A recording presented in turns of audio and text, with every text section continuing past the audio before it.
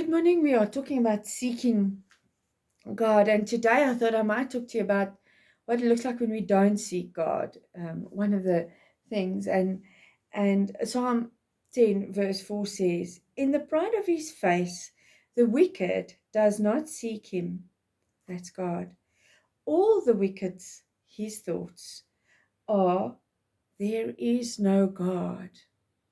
Goodness.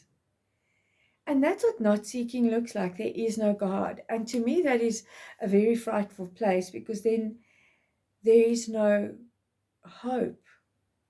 There is no safety.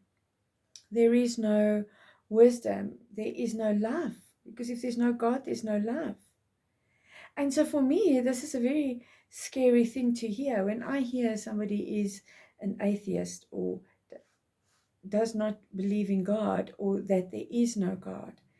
Um, I do, but I don't, it's not about the wrath of God that I fear, about God lashing out and saying to you that um, you are blaspheming Him or that. That's not the thing that scares me as much as the thing that where do you go when you are hurting? Who do you ask to help you in times of stress and pressure? What is it that, I mean, all of us have experienced, we come to a place in this world where nobody here can help us. Nobody can help you. And then you say there is no God. What would I do? It's a very scary thought to me. I'm like, whoa, I want to freak out. Because for me, it is important to know that when I am with God, He is with me. Um, it's important to know, oh Lord, what am I going to do now? And an answer will, and I'm not saying magically appear, but I have hopes of an answer. Whereas if I go, now I don't know what to do, into an empty universe, into an empty space, nothing is going to answer me. No one has got an answer for me.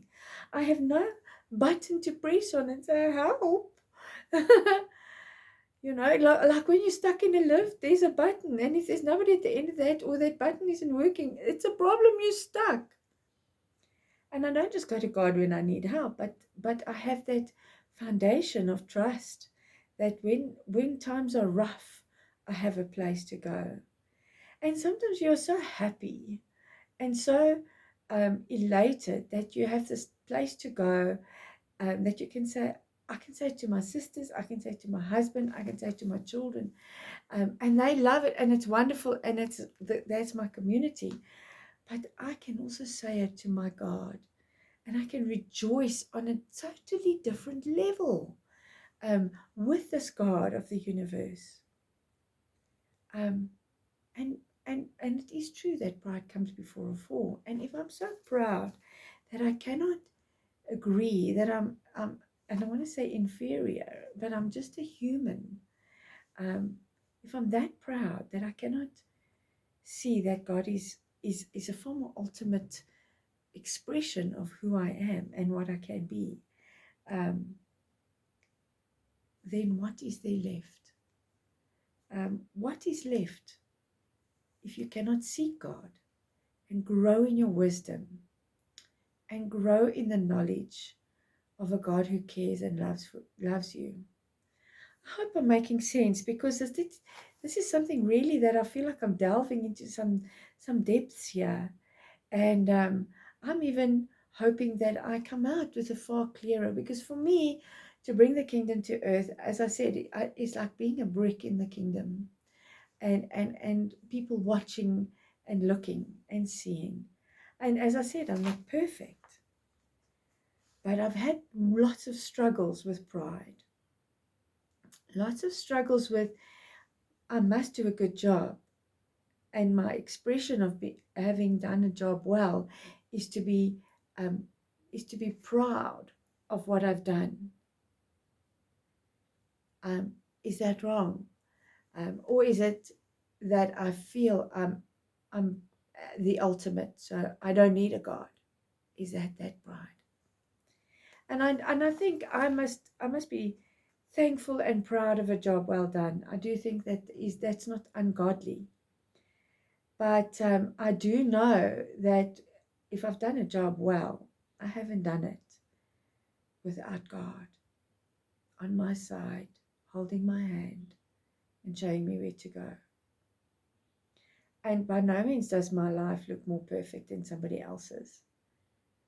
But my life does look, I do rely on God. And so my life does look like I rely on God, because sometimes I'm just flailing. I hope that makes sense for you today. And I hope that if nothing else, it is awakening that what does it mean to seek God? What does it look like when I am seeking God? And what does it look like when I'm not seeking God? And this is the verse. I look proud and elevated above God, myself. That's what it looks like if I'm not seeking God. Be your kingdom peace today. Have a wonderful day, and we'll speak again tomorrow.